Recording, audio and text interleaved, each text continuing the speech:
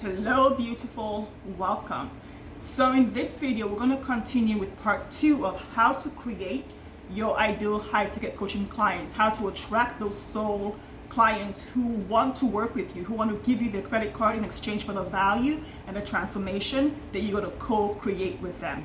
So in this video, I'm going to recap a few elements from the first video on the how to attract the clients, and then go deeper into creating the clients and how your messaging lands with them.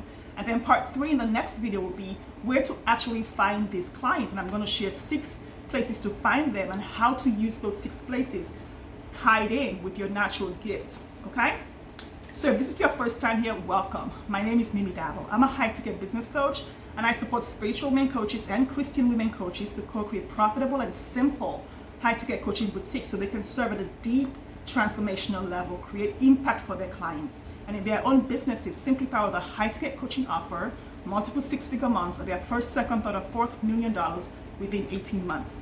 I'm also the creator of the Divine Intuitive Learning Experience. So let's start with recapping the elements from the last video.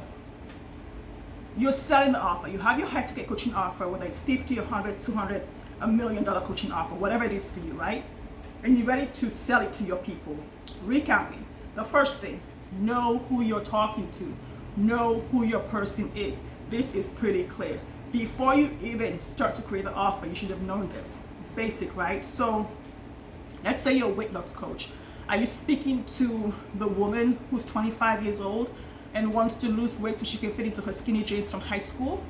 Are you talking to the woman who just had a baby and would love to fit back into her special little black dress for a date with her husband?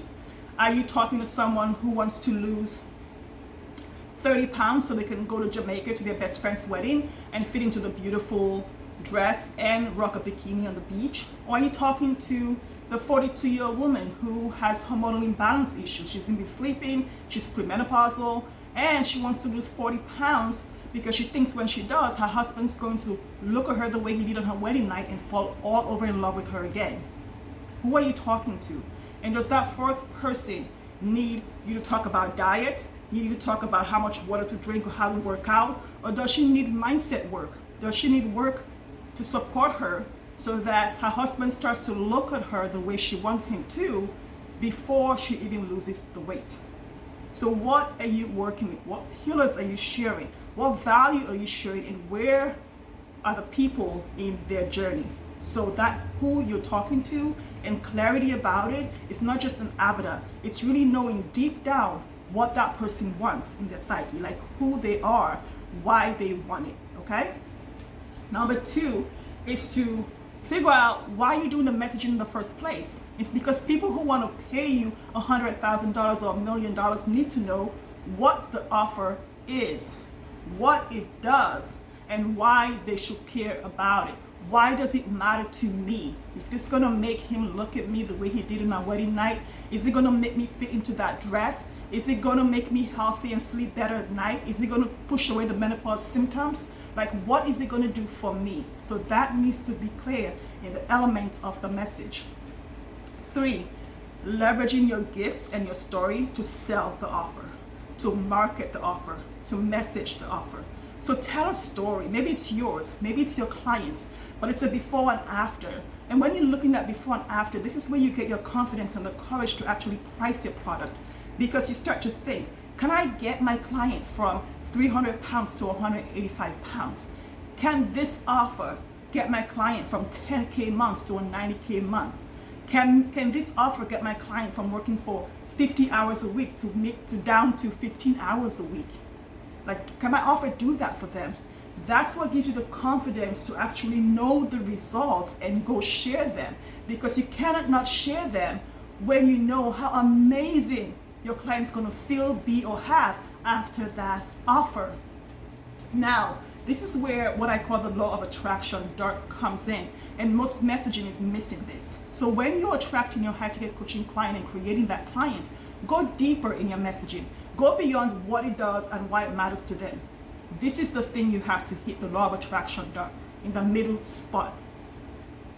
When you're talking to your client, let's say you're a weight loss coach, They know they need to eat healthy. They know they need to drink 8 cups of water every day. They know they need 30 minutes of exercise. So what are you telling them? If you're already telling them what they know, what they're not doing, it's not going to land. They're not going to pay you $100,000 for that. However, if your message creates that law of attraction moment where for the first time they get to recognize and get the insight of why they're not doing the thing they know how to do, that's when it lands for them. Because for the first time they figure out, oh my gosh, that's the shift I've been missing. That's why I've been doing all the things, all the times that they haven't worked, because of this why. Once they get that why, you break that why up into your videos, into your Instagram reels, into your Facebook lives. It's the why that you teach on in your messaging, and that's what creates the magnetic pull to attract them into your space, okay? Now, this is super important, okay? When you're sharing your message, speak from the scar, not from the wound. And I'm going to give you an example of what I did in my business, in my relationship coaching business, 5 years ago or 6 years ago, that really messed my business up for a while. So what I mean by speak from the scar and not the wound is when you're talking about your story, maybe it's your about page, maybe it's on your Facebook lives, maybe it's on video on YouTube, and you're telling the story of the before you did the thing. Don't talk about anything that is still raw and super emotional for you. It's great to be vulnerable, but there's a difference between being vulnerable and speaking from the wound. So for example, I used to be a bounce back coach where I work with women who were going through a divorce and they bounced back and they were living their best lives. Well, in my about page, I had talked about the breakdown of my marriage and the pain and trauma that it caused me and what I went through. So I created a group program, and the week before the program was supposed to start, I started getting these phone calls. And I'll pick up the phone and they'd be like, hey, is this Mimi? I'm like, yeah. And they go, we just want to check on you. And I'm like, who are you? It was potential clients who had read my website and they'd cried like for 2 days straight. And they were calling me to make sure I was okay before they invested in working with me, because it was so raw, so vulnerable, and I was still so wounded that it broke their hearts, and they felt like they had to nurture me, like they had to protect me, like they had to wrap me in a blanket and swaddle me and rock me back and forth. So you don't want your clients to have to take care of you. You are the coach. Share from the scar like I do now about the breakdown of the marriage. Now I can laugh about it and make jokes about it and use it as my story to build part of my business and let it pay for part of my life, right? But then I couldn't do that. So whether it's a weight loss thing, a relationship thing, the death of a family member, whatever you're talking about, speak from the scar. Wait until there's at least a scab of healing before you dive into that message, because that will kill sales and will just let people feel, oh, this is too much for me to handle. I just want to wrap her around and make her feel better. That's not their job. It's your job to support your clients and co-create with them, okay? So I hope this has been helpful, but let me add in the most important elements of the messaging when it comes to creating the client attraction plan. What is that client attraction plan? It's not a funnel. It's not a strict structure that you have to follow. It's not some cookie cutter strategy that your coach gives to you because it's worked for 30 other clients in their testimonials. No, there are 3 questions that you need to ask when it comes to creating your messaging, because the first thing you need to know is that everything that comes through you comes from soul, which means it's valuable. So you don't have to pick and choose. You just have to be discerning about how you share the information, okay? So the 3 questions. 1, when you're creating your structure, your process, or your client attraction plan to like share the message, one thing is this platform or vehicle for sharing right for you? Is it right for you? 2, does it support you to naturally share your gifts? Does it support you to be magnetic? Does it support you to be eloquent? Does it support you to show up and be yourself? And 3, is it driven from soul? Because anything that's driven by soul is going to create massive impact. That's why you have the desire for the business. And soul will never allow you to do a cookie cutter structure or strategy that you're not aligned with. So before you go out there and share your message, come back to your heart. Come back to your truth. Come back to soul.